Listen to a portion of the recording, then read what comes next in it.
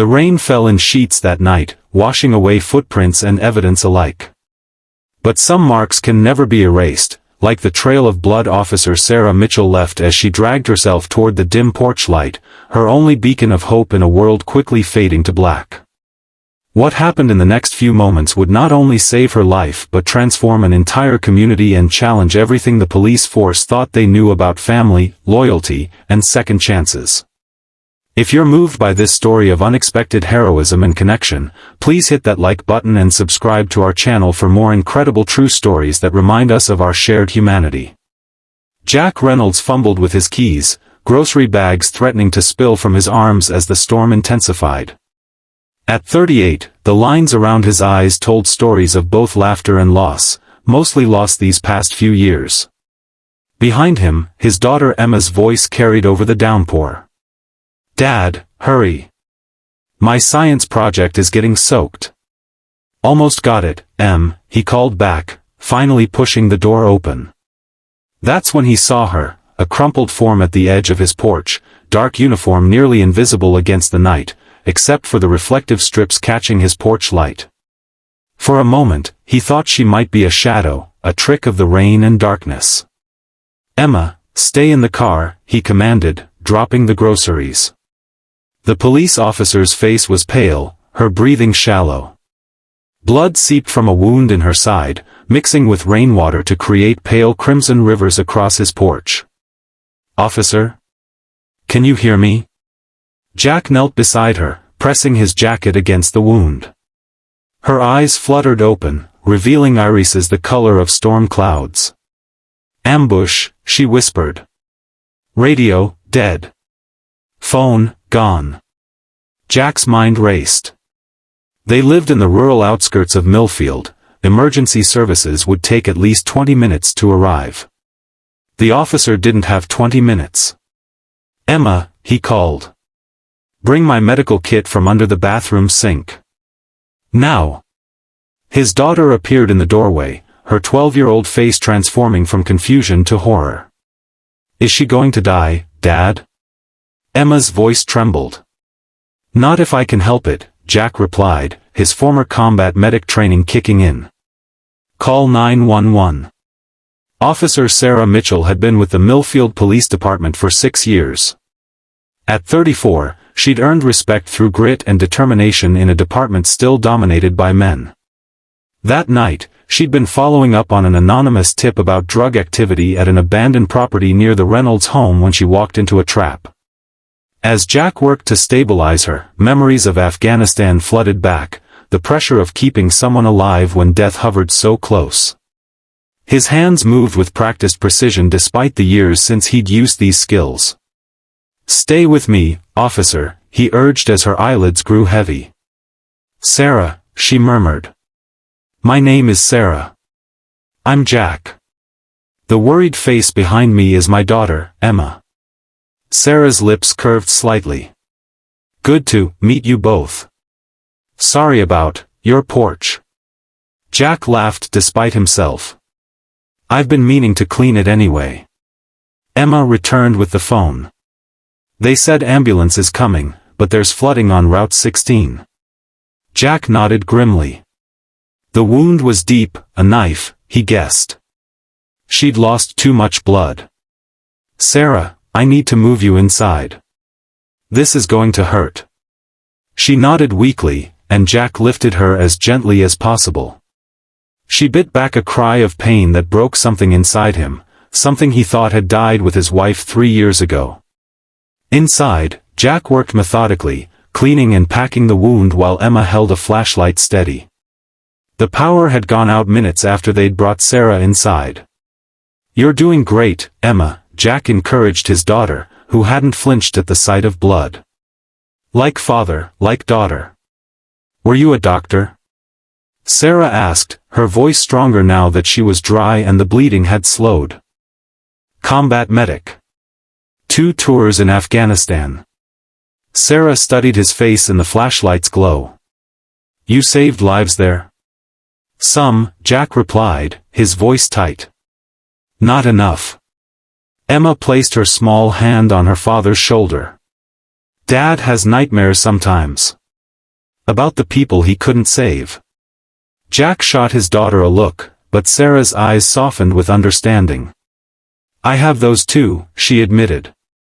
In that moment, something passed between them, a recognition of shared burdens.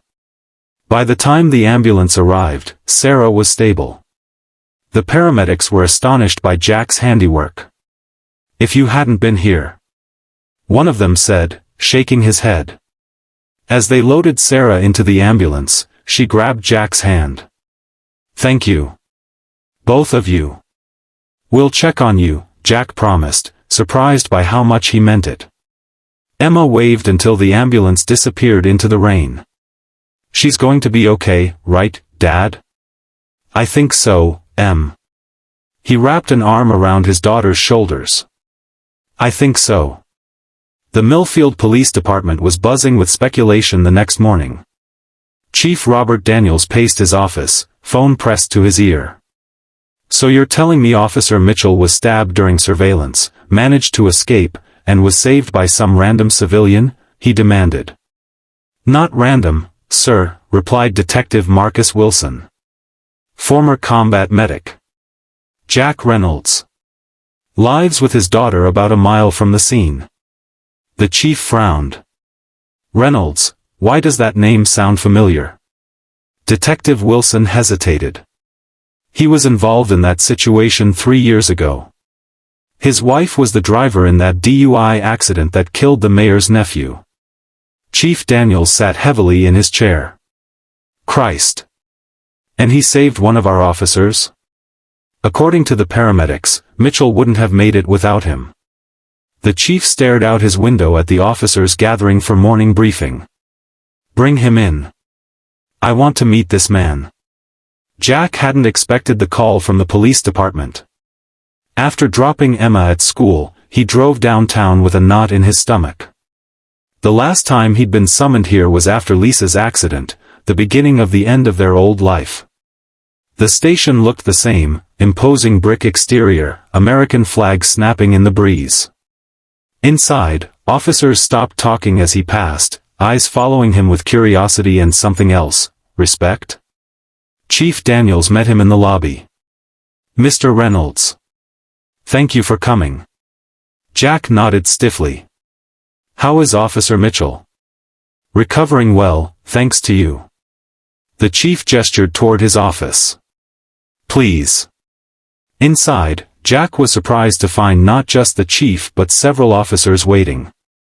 One stepped forward, a tall man with salt and pepper hair. Mr. Reynolds, I'm Detective Wilson. I was Sarah's partner when she first joined the force. He extended his hand. What you did last night, there are no words. Jack shook his hand awkwardly. Anyone would have done the same. No, another officer interjected. They wouldn't have. Especially not someone with your history with this department. Jack tensed. My wife made a terrible mistake. She paid for it with her life. The room fell silent. Chief Daniels cleared his throat. That's actually why I asked you here, Mr. Reynolds. After your wife's accident, there was a lot of pressure from the mayor's office. The way you and your daughter were treated by this department, by this community, was wrong. Jack stared at him in disbelief. For 3 years, he'd been the town pariah, the husband of the woman who killed the beloved mayor's nephew while driving drunk. Never mind that Lisa had been struggling with depression after her mother's death, that it was the first time she'd ever driven impaired. Never mind that she died too, leaving Jack to raise Emma alone while facing the town's collective judgment. We can't change the past, the chief continued. But last night, you showed us something about character that's humbled this entire department. You saved one of our own when you had every reason to turn your back. Jack swallowed hard. I didn't see a police officer. I just saw someone who needed help. Detective Wilson nodded. And that's exactly why we need to apologize. We didn't see past the tragedy to the people affected by it. At Millfield General Hospital, Sarah Mitchell was growing restless. The doctors wanted to keep her another day, but she hated feeling helpless. A knock at her door interrupted her thoughts. "Come in," she called, expecting another nurse. Instead, Emma Reynolds peeked around the door, followed by her father carrying a small potted plant. "You came," Sarah said, unable to hide her smile. "We promised," Emma replied, approaching the bed. "Dad said flowers die, but plants keep growing. Like people." Jack looked embarrassed. "I might have been a bit philosophical at the garden center." Sarah laughed, then winced at the pull on her stitches. "It's perfect." "Thank you." Emma produced a handmade card. "I told my class about you. They all signed it." Sarah opened the card to find messages from Emma's classmates, calling her a hero. Her throat tightened. "This means a lot," she managed. Jack studied her. "How are you feeling?"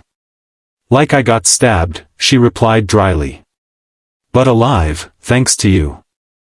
Their eyes met, and that same understanding passed between them. "The department's been by," Sarah continued. "They told me they met with you." Jack nodded. "It was unexpected. They should have done it years ago," Sarah said firmly.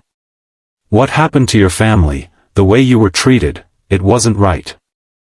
Emma, who had been examining the medical equipment with interest, turned to them. "Dad says we can't change what happened to Mom, but we can choose how we live after." Jack's expression softened as he looked at his daughter. "When did you get so wise?" "I had a good teacher," Emma replied. Sarah watched their interaction, feeling something stir inside her, something she'd thought had hardened after years on the force. "They caught them, you know.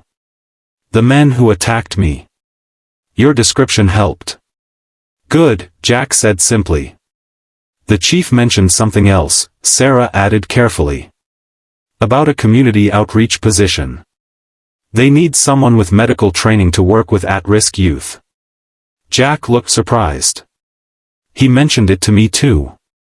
I didn't think he was serious." "He is. We all are." Sarah hesitated. "The department is changing, Jack. What you did, it made us look at ourselves. Really look." 6 months later, the Millfield Police Department hosted its annual community picnic in the town park. For the first time in years, Jack and Emma Reynolds attended. Officer Sarah Mitchell, now fully recovered and recently promoted to sergeant, found them by the lake. Officer Reynolds reporting for hot dog duty, Emma saluted with a grin. Sarah laughed. "At ease, civilian. Your dad around?" Emma pointed toward a group of teenagers gathered under an oak tree. Community outreach in action. Sarah watched as Jack demonstrated first aid techniques to the teens, many of whom came from the same troubled backgrounds that had led to that night's drug bust gone wrong. His patient instruction and easy manner had transformed the department's youth program in just a few months. "He's good at this," Sarah observed. "He's happy again," Emma replied. "We both are." Chief Daniels approached, nodding to Emma. "Mind if I borrow the sergeant for a moment?" As they walked away, the chief glanced back at Jack. "Best decision I ever made, bringing him on board." "Second best," Sarah corrected. "Best was admitting the department needed to change." The chief nodded thoughtfully. "You know, when I got the call that you'd been stabbed, I thought we'd lost you. Then I heard some former combat medic had saved your life, a man we'd essentially ostracized from this community." "Funny how life works," Sarah murmured. "It's more than that," the chief replied. "It's about seeing people for who they really are, not who we assume them to be." He paused. "Speaking of which, you two seem close." Sarah felt her cheeks warm. "We've been through something significant together." The chief hummed knowingly. Later, as twilight settled over the park, Jack found Sarah sitting alone on a bench overlooking the water. "Emma's with her friends from school," he said, sitting beside her. "First time in years she's felt comfortable here." "And you?" Sarah asked. Jack considered the question. Getting there. Some people still see Lisa's mistake when they look at me. And others? Others see me, he said simply, his eyes meeting hers. Sarah took his hand, her fingers intertwining with his. I see you, Jack Reynolds. I have since that night on your porch. Around them, the Millfield Police Department and the community they served mingled together, barriers slowly dissolving. What had begun with a single act of compassion on a rainy night had rippled outward, challenging preconceptions and healing old wounds. You know what Emma said to me this morning? Jack asked. She said sometimes the worst nights of our lives lead us to the best days. Sarah leaned against his shoulder. Smart kid. Yeah, Jack agreed, watching his daughter laugh with her friends. She gets that from her mother. As darkness fell, the department lit lanterns around the park, symbols of hope and vigilance in equal measure. Officer Sarah Mitchell and Jack Reynolds sat together in comfortable silence, two people who had seen each other at their most vulnerable and found strength there. What had shocked the entire police force wasn't just that Jack had saved Sarah's life despite his history with the department.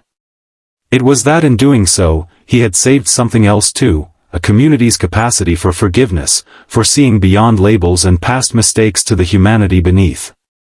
And that was a rescue even more miraculous than the one that rainy night. If this story touched your heart, please like this video and subscribe to our channel.